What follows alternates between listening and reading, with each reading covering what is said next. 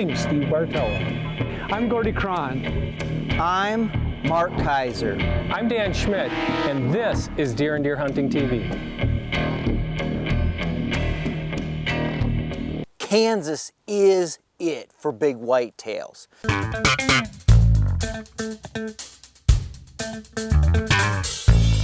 Kansas has been a storybook state for whitetail hunters for years. I mean, I remember back in the days, it used to be really hard for a non-resident to get a tag to hunt deer in Kansas because everybody learned this is something special. I've been to Kansas several times, and I'm going back this year. I just drew a tag, a muzzleloading tag, and I am really pumped about it. Hunting Kansas whitetails isn't really that much different than hunting other Midwestern areas. You'll find some good public hunting in Kansas. There's scattered areas throughout. And those big bucks, they don't always know the boundaries from private to public. So don't forget about the public opportunities in the land of Oz. How do you pattern a buck on public ground? The way I do it is completely different than most. I'm not trying to pattern that buck on public land, I'm trying to pattern other hunters. How did that mature buck get to be mature living in the war zone? He got to be mature by avoiding us. There's so much land. There's a lot of farmland, still active farmland, ranching land. There's plenty of area, lots of topography for deer to hide. And that's what Mark knows. Mark is excited to hunt Kansas because he knows it's got the potential. He's shot the deer there. So Mark's in heaven right now. He's in Kansas bow hunting with his Matthews. Now this year was going to be special. Greg and Kenny had told me they were on a monster buck. So big, it was top secret. They weren't even hardly going to share the photos with me. But of course they did. They couldn't hold out. When I saw that buck, it was like, wow, a true trophy. It's simply supply and demand. There's a lot of supply, not a ton of demand. There's not a lot of hunting pressure in Kansas, and that's why these deer get so big. The land of Oz may be a mecca for whitetail hunters, but it's not without its challenges. What they do is they find these areas that we don't go. Maybe it's that nasty, nasty ditch that nobody wants to cross. Maybe in one place where I drug a tremendous buck out of it had everything to do with having to scale ridges like this to get back there. Total will tell you that there's a lot of wind in Kansas. Chances are if you're there to hunt 3, 4, 5 days, you're gonna see wind the majority of that time. What I look for is areas where maybe I can get out of the wind a little bit, because I know that's what the deer are doing too. They don't like the wind either. They're gonna do whatever they can to get out of the wind because it compromises their senses. So they're gonna try to get into some more sheltered areas, and that's what you need to do as well. You need to try to get out of the wind, at least to some degree. Deer and Deer Hunting is brought to you by Hornady, accurate, deadly, dependable. Mossberg, built rugged, proudly American. Nikon, the next generation in hunting optics. Cuddyback, more deer, fewer blanks. And by Scent Killer Gold with Hunt Dry technology. Apply, dry it, and go hunt. If you haven't heard about Kansas as far as being one of America's greatest whitetail hotspots, well, you've probably been living on another planet.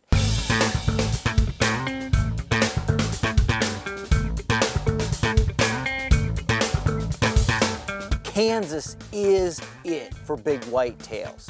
It has the habitat, it has the terrain. Of course, Kansas also has great genetics. There's always a chance for a booner to come out. That's the best thing about Kansas, you know. Our density is not as high as some states, but there's always a chance a giant can come out.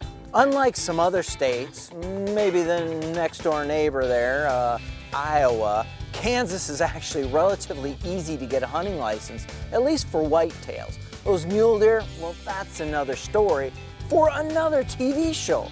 But whitetails, you're gonna get a tag. And you can get a tag for your archery hunt, your rifle hunt, or your muzzleloader hunt. But it's not the only reason I go to Kansas.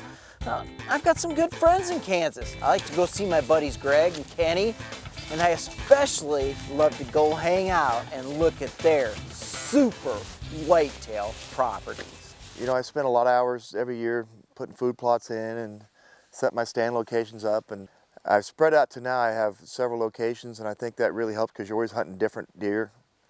And so if you know, one week There may be the deer you're looking for, maybe running a doe in one area, and you can concentrate on that. A few days later, you might be on a different farm. You know, it all kind of goes in cycles. And, you know, just having those options really ups your chances.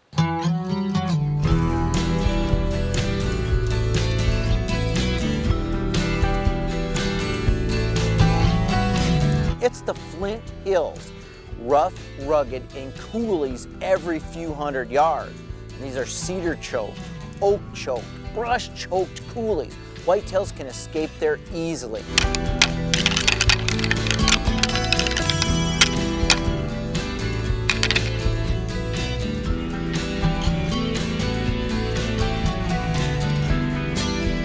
We're in a great stand site, a transition area between food plots, feed areas, and great bedding cover.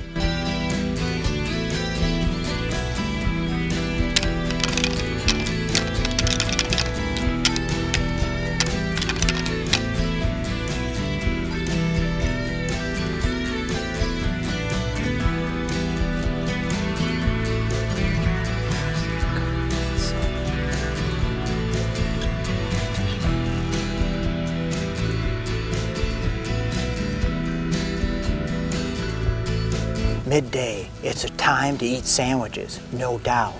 But after you're done with that sandwich break, get back in the stand or stay in the stand. Now, where do you hunt at midday? If you can do it without spooking deer, try to hunt a little bit more interior. Think inside the woods. You could also find what I call interior edges. We're in one of those spots right now. Got good bedding cover on either side of me. I even got bedding cover below me. But there's a little bit of an opening inside all of this cover. That's where the deer will go. They'll get up, they'll be restless during the rut, and it is the rut, and they will walk those interior edges. And if you're sitting there midday after that sandwich, you might just get lucky. And it was disappointing. Where were all those does that should have been streaming back out with bucks in tow? I think I might have seen one or two does that entire night. I headed back to camp thinking of a new strategy for the morning.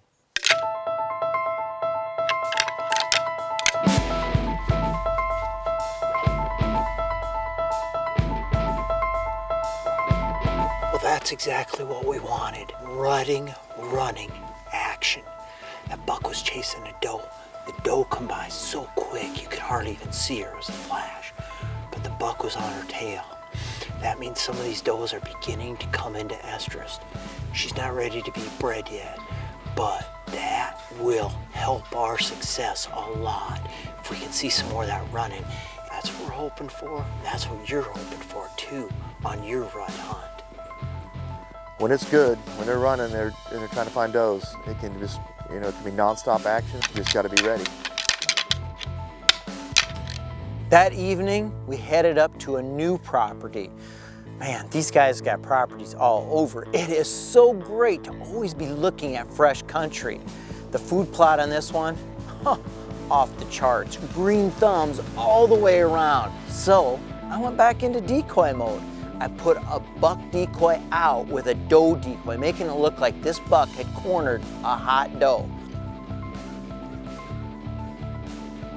Nothing showed up. No does, no bucks. Where were the deer? And why did a rutting buck not cruise through there? Thinking back to my first morning in Kansas, I just had to go back to that same spot. There were too many does in there. A young buck cruised through. Not a shooter, but a nice buck. After that buck disappeared, I sat back for another half hour, watched, looked around, and I decided I'm just gonna give it one more hard rattle session. And here, charging out of the corner, like a mad Brahma bull, was a big whitetail buck. It come just right up through the trees. I got ready.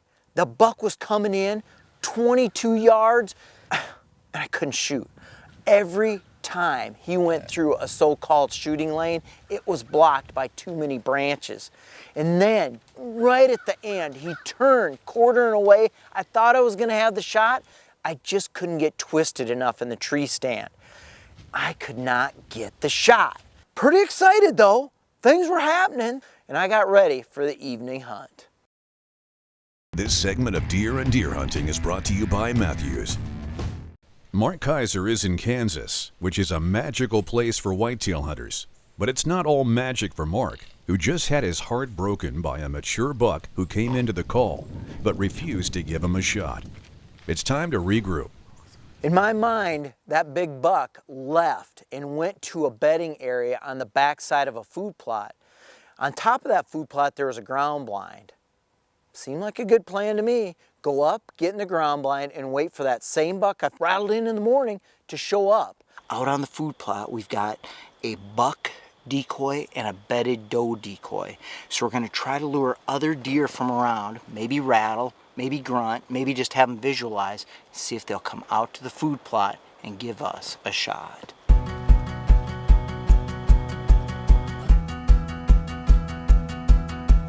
Shooting light was about over when a buck did appear. He wasn't a shooter, he was just a nice up-and-comer, but he just got a little too nervous and wouldn't come in and commit totally decoy. I still had a good night. I got back to camp that night a little bit earlier than Greg. He had went to another property. When he come in, his face was pretty depressed. Greg said, I just had the encounter of a lifetime. I said, what? Give me the details. I just saw a true giant whitetail. And then he showed me his arrow. On the very tip of the broadhead was just a skosh. You know what a skosh is? That's how your grandma cooks, just a skosh of this and a skosh of that. Of whitetail hair, maybe just a little bit of fat, but for the most part, not much of anything. I was pretty depressed, the biggest deer I'd ever slung an arrow at. Still a little depressed. I didn't go out yesterday morning, but I managed to get out yesterday afternoon, sat there and right at last light, he comes running the doe right in, 25 yards. Hit him good. He went about 75 yards, and I got this. 193 inches gross, biggest deer by far that I've ever shot. I've spent a lot of time and money on trail cameras, and I've got them up, and it just seems like everywhere possible a deer could show up. But this deer somehow avoided me on all my cameras. He was pretty cagey. I think there's a lot more deer that avoid these cameras than people think.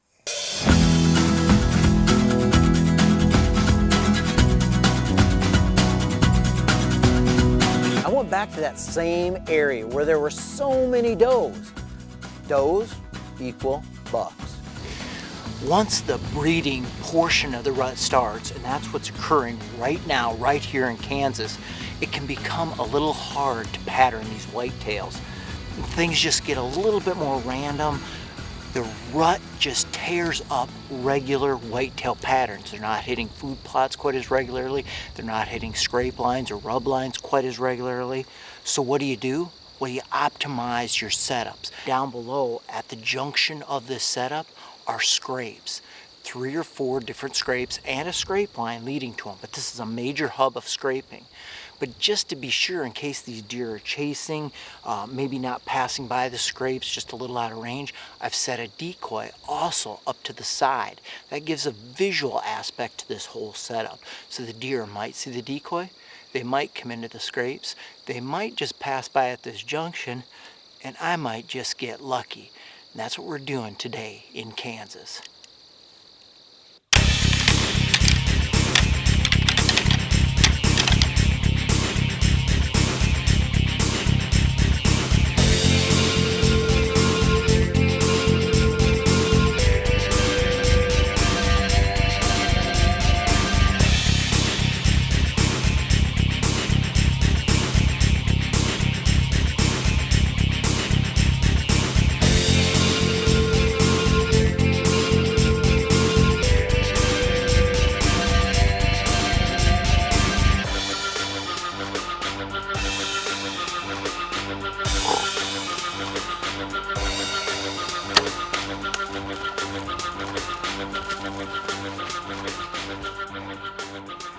I think I pulled the shot. It looks like it hit just a little further to the front of him than I wanted. Problem now is, that buck is literally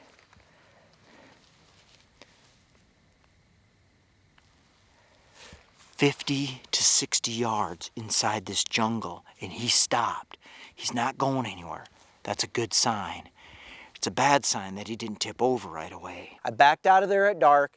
My decision was to leave him overnight. You push a buck in that Flint Hills country, you'll never see him again. Now it was my turn to be depressed. Well, after watching Mark sweat it all night, we got up in the morning and came up with a good plan. He went towards where he thought it might be. Oh man, he must have stood right here. Look at this blood. Look at that. That's some chunks too coming out of there. There's blood right here. Whoa, there. Dude, smashed it. Look at that. Look at this kicker. Got great mass all the way up. Golly. I mean, these bucks in Kansas have just incredible mass on them. It's incredible whitetail country, but it's incredible country to lose a deer too if you just... If you just look around, cliffs, deep timber, thick bush. So there we were. Greg and I, 2 bucks shot on the same day. It took me just a little longer to recover mine, but 2 super bucks. And guess what? It was a super moon. Now Greg's gonna remind me every time I see him that he shot the bigger buck, but next time I'm in Kansas, it might be my turn to shoot the super buck. Don't go away. Steve Bartilla shows you how to grow 'em big when Deer and Deer Hunting returns.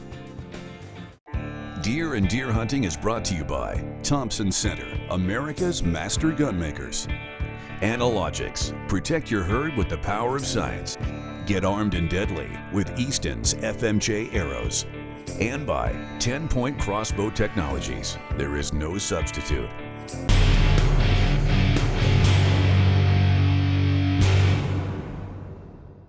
When it comes to really making our food plot sing, you not only want a thriving food plot, such as this Antler King Trophy Clover plot I'm standing in right now.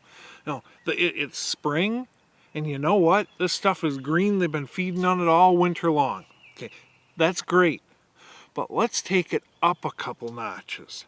All right, for one thing, let's go ahead and plant a scrape tree out in front of our stand. We do that, and there's a decent chance that when Mr. Big comes out on the other side, it's going to suck him in. When it sucks him in, he goes ahead, he starts working it. You know what? He's positioning himself for the shot, and he's focusing his attention away from us rather than us being up in the stand and catching us coming to full draw. Okay, that's a nice little step. Go ahead and edge feather that plot. That's a nice little step as well. Leave the openings where you want the deer to come in and come out. Make it tough for them to exit and enter where you don't want them. That helps again. It just does nothing more than take it another step further. So now let's go ahead and let's add a water source as well. We can do something as simple as just grabbing a bucket and burying it down to the lip, tamping the dirt in good, putting a couple inches of dirt in the bottom of the bucket, put a big stick in there so when those rodents get in, they can get out and not skank up our water. Now, I have the food plot itself drawing deer. The edge feathering, not only is that helping us in screening and helping us where the deer are coming in and coming out exactly where we want them to, more than they would otherwise. Not only is it helping in those regards, but it just went ahead and jacked that browse level up through the roof. So now all that fresh growth, all those tops that are down on the ground, it's all deer food. It's all deer food, and the deer are going to be drawn that much more. On those brassicas in the center then, go ahead and top seed them with a combo of fall, winter, spring, and lights out oats. Now we've got clover, we've got brassicas, we've got oats, we got cereal rye, and we've got all that extra browse. Clover's a big draw, don't get me wrong, but the more highly desirable offerings we can give, the better. So let's put a couple fruit trees out there too. Let's put out 6 fruit trees. If we're gonna go apple trees, let's make it so 2 are early dropping varieties, 2 are mid-season dropping varieties, and 2 are late season dropping varieties. Man, we just jacked it up again. Okay, now we got water, we got apples, we got tender browse, we've got clover, we've got brassicas, we've got cereal rye, we've got oats, and we've got those mock scrapes planted about 20 yards out in front of our stand. We've got the openings in the edge feathering coming out in safe wind directions within shooting range as much as possible. We've blockaded off those areas that are not safe winds for that stand to increase our odds and lower our impact. You start adding all that stuff together, and now you're making a difference. It's good and great to put out a thriving plot. Okay, that's an awesome start. But now let's put that on steroids. Rather than do one planting, let's do a multiple of plantings. Then let's go ahead and edge feather. That edge feathering is kicking up browse levels through the roof as well. Then we add a water source. We add some apple trees.